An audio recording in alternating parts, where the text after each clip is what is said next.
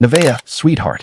Listen, I hope y'all are sitting down for this one because what just dropped this week is not tea. It's not gossip. It's not a shade room repost you scroll past on your lunch break.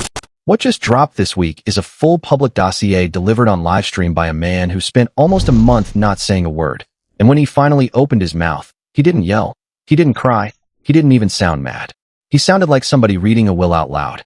And that, my loves, is the part that has the whole internet frozen.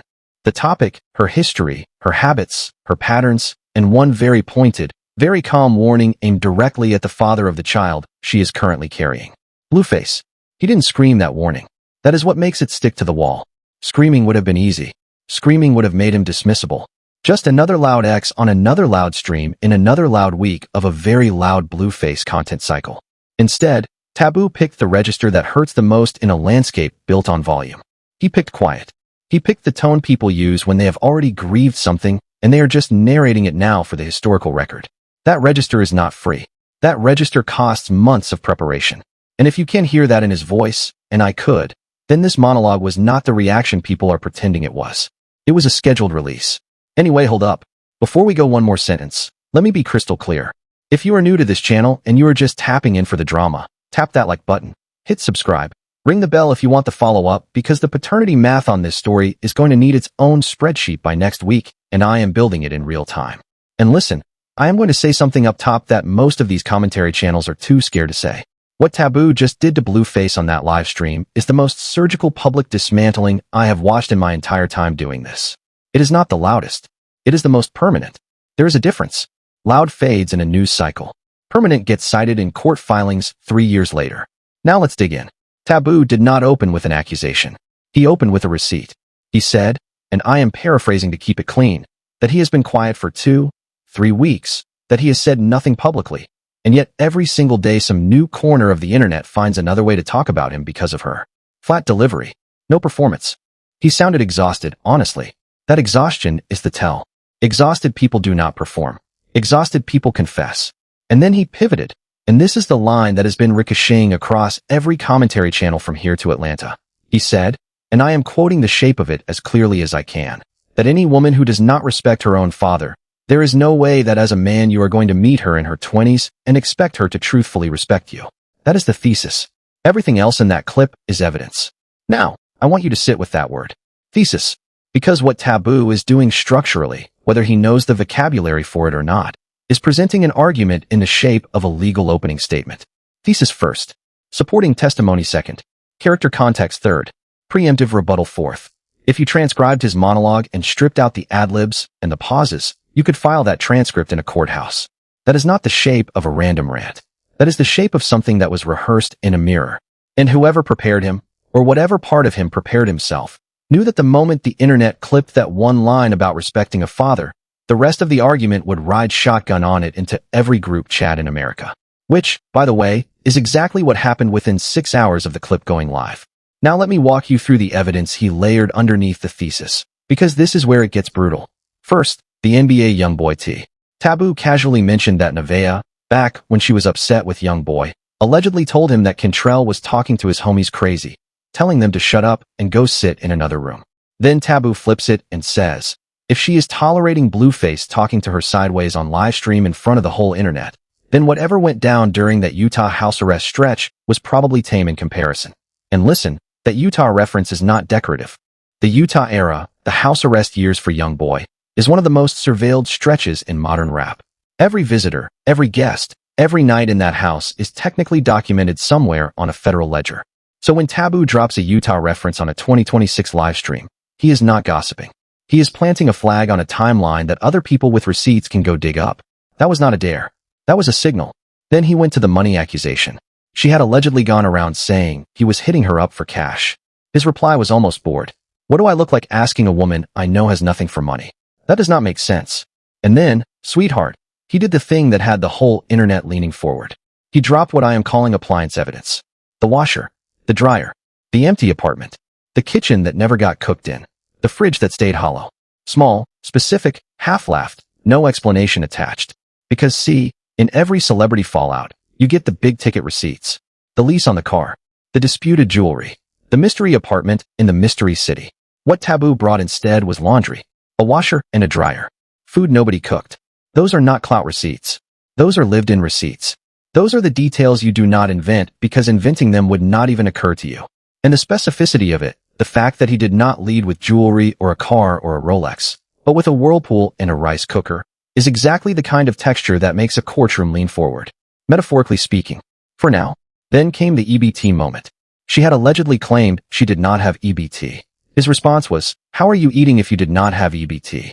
And on that one, he actually laughed, because he knows exactly how it sounds coming from a man who says his apartment was allegedly being used as her personal laundromat.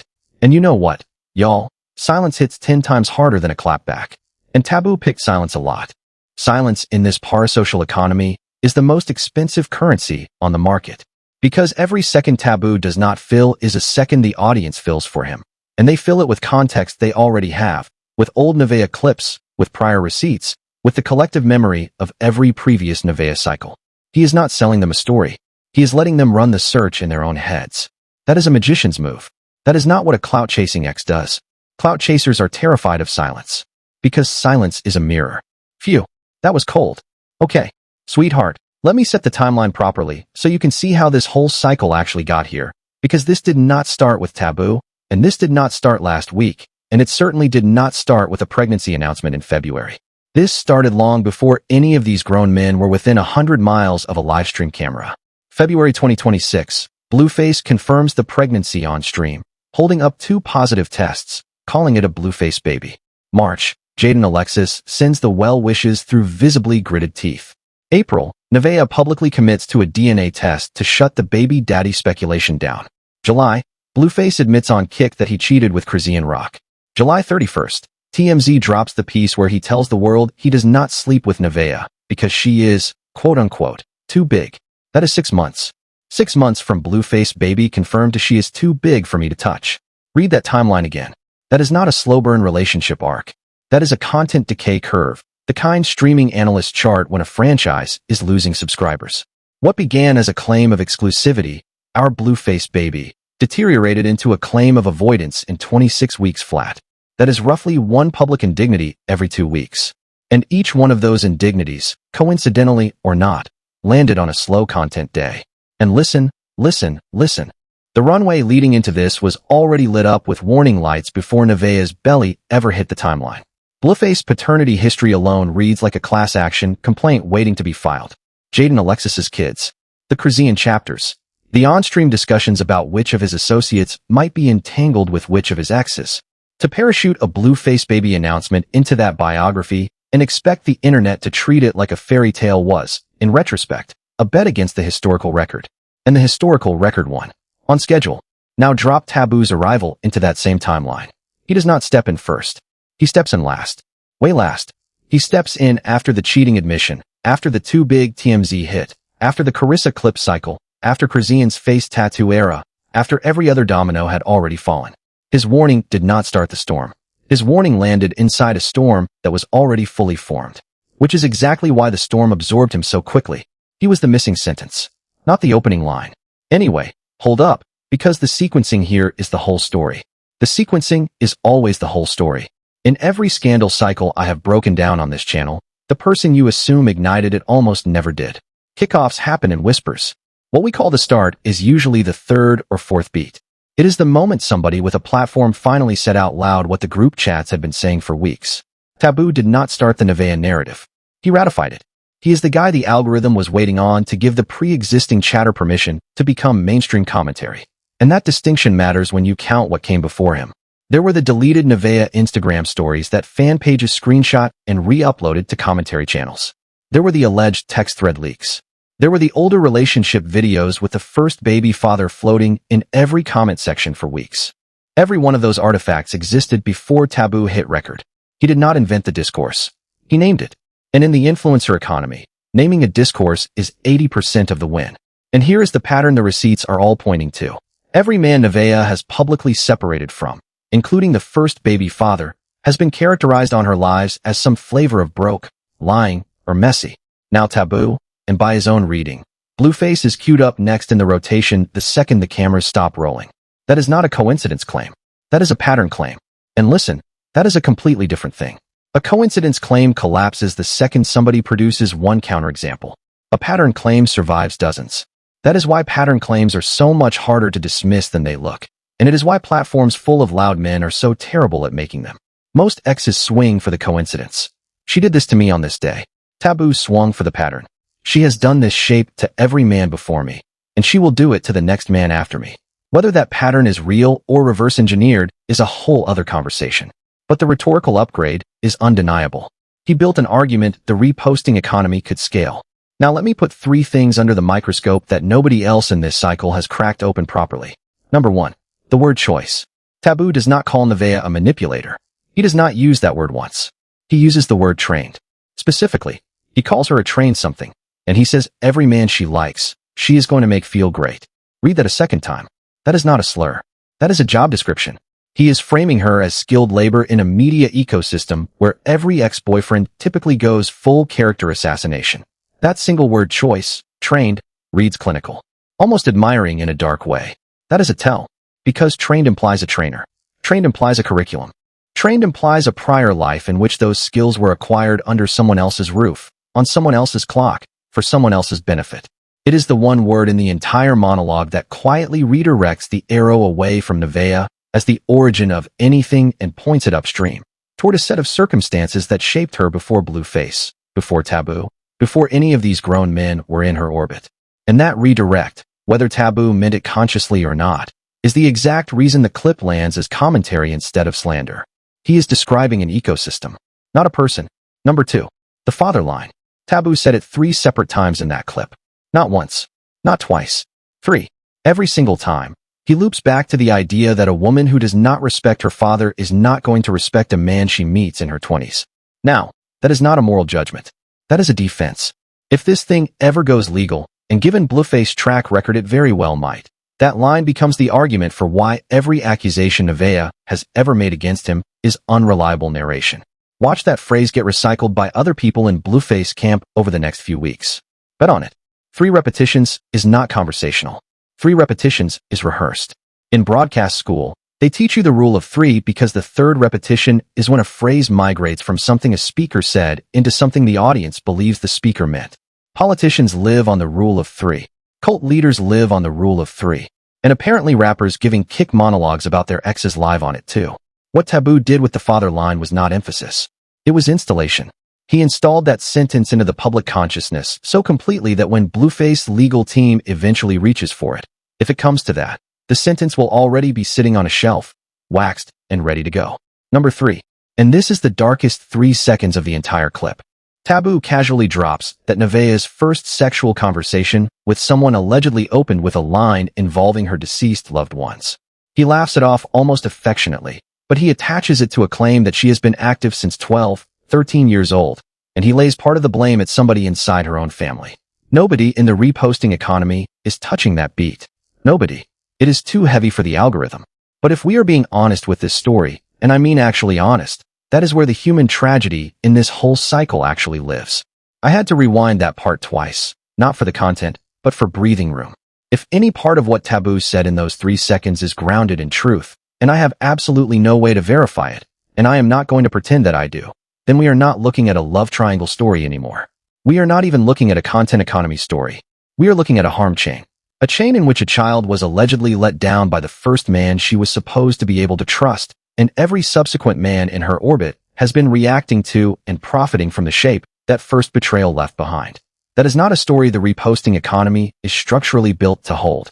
That is not a story a 5-minute kick clip is built to hold either. But it is sitting underneath every single thing Taboo said this week. And if we do not at least name it, we are just running the same cycle in the same clothes. Naming it does not fix it. But refusing to name it makes us complicit in whatever the next cycle turns into. Deep breath. Back to the ledger.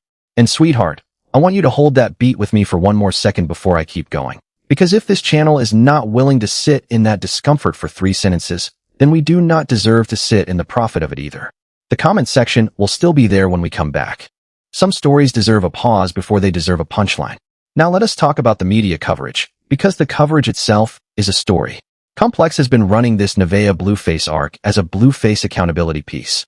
The pregnancy, the cheating admission, the Krasian chapters. In their frame, Blueface is the antagonist, and the coverage barely mentions Taboo. The Shade Room is playing this whole thing as ensemble drama. Carissa, Krazian, Jaden, Nevaeh, all orbiting one man, with Taboo relegated to background extra status. TMZ has taken the Blueface says something outrageous angle. Pure clip farming. Zero interest in Nevaeh's ex. 3 outlets. 3 completely different framings. 1 collective blind spot. The ex. And that blind spot is doing serious work. Because as long as the story is Blueface behaving badly, Nevaeh reads as victim. The second Taboo enters the frame, the story becomes a pattern of relationships, and the moral geometry of the whole thing shifts. Media outlets are not stupid. They know exactly which version of the story scrolls better on the homepage. Now, look closer at why each outlet is dodging the X angle. Because the incentives are not identical, and they are not accidental. Complex is a music industry publication, and the music industry has a working commercial relationship with Blueface as an entity. A distributable, bookable, monetizable entity. Its posture will always tilt toward Blueface is the story because Blueface is the SEO. Adding Taboo to the frame dilutes the search term equity of the piece. Complex has no commercial reason to promote a name that is not already trending in Spotify metadata. That is not journalistic malpractice. That is page view arithmetic. But it means their framing is structurally biased towards centering the man with the streaming numbers, which in this case happens to be the man whose behavior is under review. The Shade Room runs on different math. Their content model is ensemble. The more characters they can tag in a single frame, the more comment section engagement they generate per post. So they are incentivized to spread the frame wide. Carissa, Krazian, Jaden, Nevaeh. Because a 5-person tag graph beats a 2-person tag graph on virality every single time. But Taboo does not fit their ensemble, because Taboo introduces a thesis, and a thesis collapses ensemble drama down into single narrator drama. TSR does not want a narrator. TSR wants a chorus. TMZ's math is the simplest and the loudest. Clip farm. 1 outrageous sentence packaged as a headline, aggregated by every morning show desk in the country. Nevaeh's ex does not produce that. Nevaeh's ex produces paragraphs. Paragraphs die on the TMZ homepage. So Taboo's clip, no matter how load-bearing it actually is for the story's center of gravity, will never lead there. And now, y'all know I am fair, so let me give the counter-narrative its full weight. The loudest pushback on Taboo goes like this. He is a clout-chasing ex who got dropped, and now he is rewriting history because his girl moved on to a bigger name. I hear that. I hear the skepticism inside it. He is dropping this while she is visibly pregnant. He is using her name for reach. But sweetheart, Steelman that argument all the way and it still breaks. Because a clout chaser leads with a diss track, not a warning aimed at another man. That is a different play entirely. That is an I know what you are about to go through because I have already been through it play. And if this was pure clout, he would not have gone weeks between statements. He would be posting daily. He is not. So it is not clean. And nothing about this whole story is clean. Which is exactly why the takes coming out of the reposting economy this week have been so weirdly unstable. Watch any single commentator on this arc across 3 consecutive uploads, and their position slides. Day 1 they are pro-Taboo. Day 3 they are pro-Nevaeh. Day 5 they are back to everybody in this story is dirty. That instability is not laziness. That is what happens when the incentives on every side of a story are commercially aligned to keep the story unresolved. Nobody in the reposting economy is being paid to close this case. Everybody in it is being paid to keep it open. And the takes stay open because the money stays open. Now here is the read the industry is not going to give you. Everybody is covering this like a love triangle story. It is not. Look closer, sweetheart.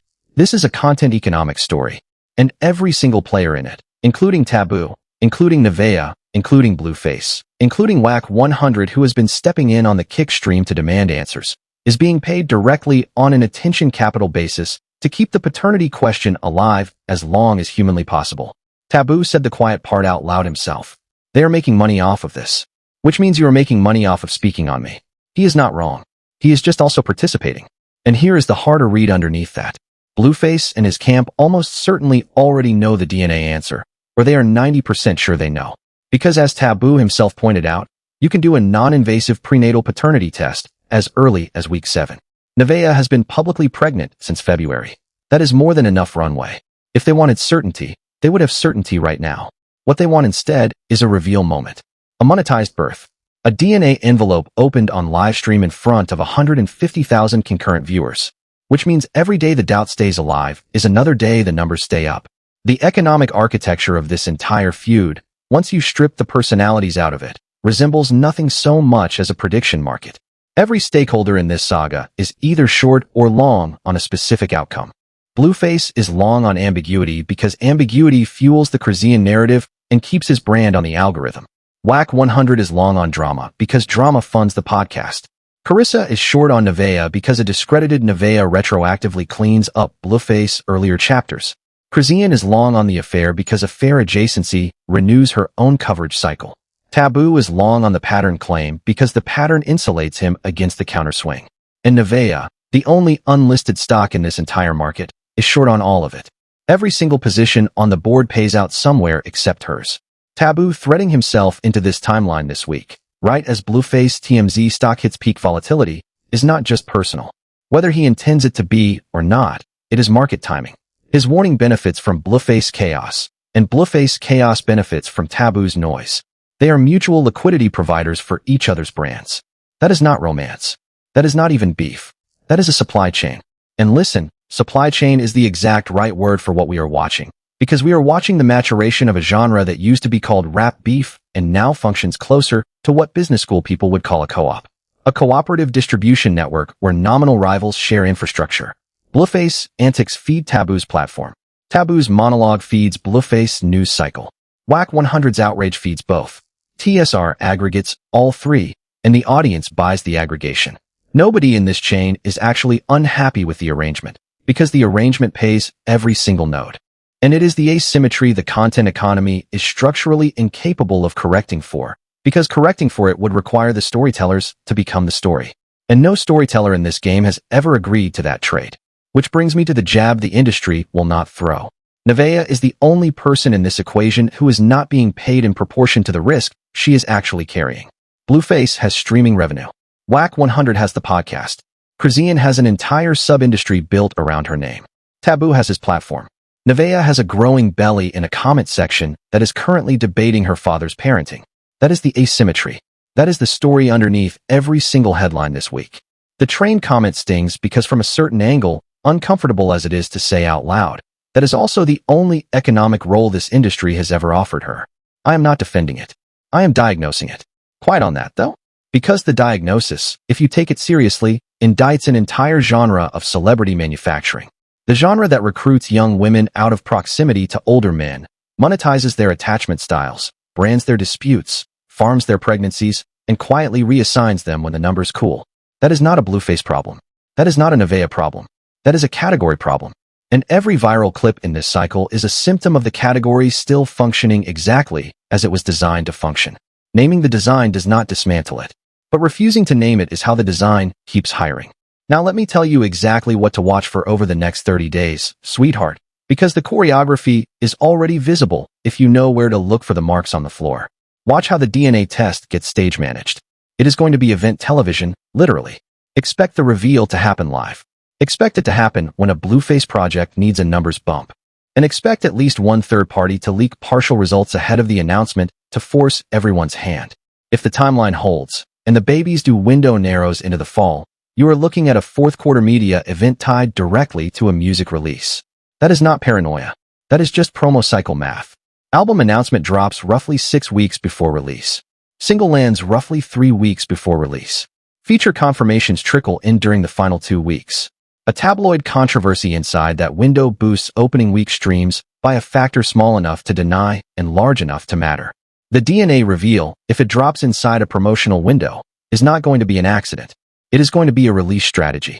And the paperwork will confirm it after the fact when the timelines get lined up side by side and the coincidence stops being credible. Watch also for the pre-leaks in the 2 weeks before the reveal. Expect a wave of insider clips claiming to know the result. Some pro-Blueface. Some anti-Nevaeh. Those clips are trial balloons. They are being sent out to measure audience response, so the actual reveal can be staged into whichever outcome generates the biggest emotional wave. That is not conspiracy talk. That is just how modern reveals get A/B tested now. Ask any streamer who has watched a beef unfold in slow motion. The trial balloons always come first. In the next 30 days, expect a Nevaeh response video. Not a live stream. An edited, sit-down response. Probably shot vertical. Probably filmed at home. She is smart enough to know that Taboo's clip is doing damage, And she will counter with the father angle first, because that is where she is most vulnerable, and she knows that attacking the wound is the only way to close it. And she will allegedly go at Taboo's finances to muddy the "I never asked you for money" claim. If that edited response lands well, if the cuts are seamless and the lighting looks intentional, you will see the commentary flip within 48 hours towards she is finally being handled properly. If the cuts are ragged and the lighting looks like a phone flashlight, you will see the opposite reaction. She recorded it alone. No team. Which reading gets amplified will tell you exactly who is still in her camp financially. Watch the credits. Even the invisible ones. Now here is the aftershock nobody wants to price in. 5 years out, this is the ugly one. If the DNA test comes back not Blueface, and Taboo's framing has already planted that seed in the public imagination, then Nevaeh becomes the next cautionary tale name that gets replayed on every reaction channel until the phrase Blueface baby becomes shorthand for something else entirely. That is cultural residue. And cultural residue does not wash off. And the child born into that reveal inherits a Google search result before they inherit a name. Cultural residue is a technical term for me, and I use it on purpose. It is what is left in the sediment after the story stops being a story. It is the reason a certain era of tabloid coverage still haunts the search results of women who were teenagers in the 2000s. It is the reason a name attached to a scandal in 2011 still auto-completes with the scandal in 2026. Residue does not discriminate between the guilty and the incidental. It coats them all. And the child at the center of this arc, whoever their biological father turns out to be, will inherit a residue-coated childhood by no fault of anyone who consented to that inheritance. That is the piece the reposting economy will never price in, because pricing it in would require slowing down. And slowing down is the one thing the model cannot afford to do. Blueface loses either way, and I want to be very clear about that. A positive test still tethers him publicly to a woman he has already humiliated on livestream in front of the whole country. His monetized past becomes unrepairable. Every future feature, every future collab, every future Krasian joke gets run through the filter of "you cheated on your pregnant partner" on Kick. A negative test is faster and more brutal. He becomes the guy who spent 9 months building an entire personal brand around a baby that was never his. And every single clip of him calling the child a Blueface baby becomes a receipt against him for the rest of his career. Both losses are permanent in different ways. The positive test loss is a slow drag on his brand for years. The negative test loss is a single news cycle of humiliation, a few years of remember when, and then a graveyard of clips that resurface every time he tries to reintroduce himself. Neither loss offers a clean exit. The only exit that would have been clean was silence, months ago. And silence is the one product Blueface has never sold. Taboo does not win, exactly. But he does what he came to do. He inserts his name into the record so that whatever happens next, his warning gets cited. That is legacy insurance in the content economy. Cheap to acquire. Valuable if the story breaks his way. And legacy insurance is the actual product being sold in this entire cycle. Taboo just bought the cheapest, best time policy on the market. 2 or 3 weeks of silence to build credibility. A single monologue to lay the thesis. A refusal to follow up daily to preserve the ComSource register. If the story breaks his way, every reaction channel in the country will recut his clip with a "he tried to warn him" overlay, and his name will be permanently attached to this arc as the prescient one. If the story breaks against him, he goes back to being a footnote, and he loses nothing he was not already going to lose. The upside is asymmetric. The downside is capped. That is textbook insurance. And he wrote the policy on himself. So sweetheart, watch the ledger. Not the drama. The ledger is where the story actually lives. The drama is where the story gets sold. Confusing the two is the single most common mistake commentators make on cycles like this one. And it is the mistake I have been trying to unlearn every single week I sit down at this desk. Because every beef is a business. Every reveal is a release. Every silence is a strategy. Every X is a stakeholder. And the audience, us, me, you, the person scrolling this at 2 in the morning, is not the customer. We are the product. The customer is the platform paying out to whoever keeps us watching longest. Which means the honest question at the end of every cycle like this one is not who is right. The honest question is who is being paid, and by whom, to make me feel this way right now. Ask yourself that question in the middle of every clip you consume this week, and watch the story rearrange itself in real time. Faces you thought were antagonists will suddenly reveal themselves as vendors. Faces you thought were victims will reveal themselves as inventory. Faces you thought were narrators will reveal themselves as owners. Once you can see the ledger, sweetheart, you cannot unsee it. Same way I cannot unhear that Taboo clip. That is the part that has me typing. So does Nevaeh stay silent through this whole storm and let the DNA test speak for her when it finally drops. Does Blueface try to reset the narrative one more time before the numbers turn on him permanently? Or does Taboo circle back with the receipts he clearly did not spend on this first monologue and finish what he started? Sweetheart, drop your paternity math in the comments below. Tell me who you think is the real puppeteer in this story. Tell me if you think Nevaeh is a victim, a vendor, or a survivor. Tell me if Taboo is a prophet or an opportunist. I am reading every single comment personally, and the follow-up on this is already in the pipeline. If you want to be the first person on your timeline to see it when it drops, tap that subscribe button, ring the bell, and stay locked in with me. Because we are barely in the middle of this arc, and the next chapter is going to be louder, uglier, and more expensive than the last one. And I will be right here with the receipts when it lands.